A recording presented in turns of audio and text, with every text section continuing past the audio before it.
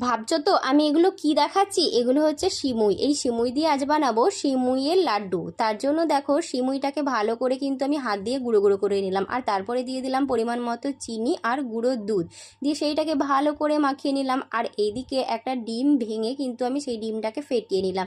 এইবারে ডিমটাকে কিন্তু একটু একটু করে দিয়ে আমি কিন্তু এই গুঁড়োটাকে ভালো করে কিন্তু একটা ডোয়ের মতো বানিয়ে নেব।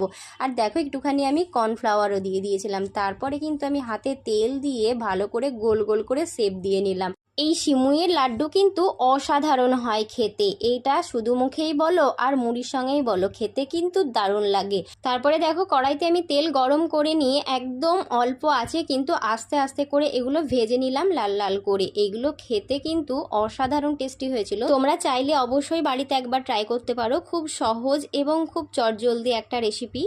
আর ভালো লাগলে প্লিজ লাইক কমেন্ট শেয়ার করো আর পাশে থেকো।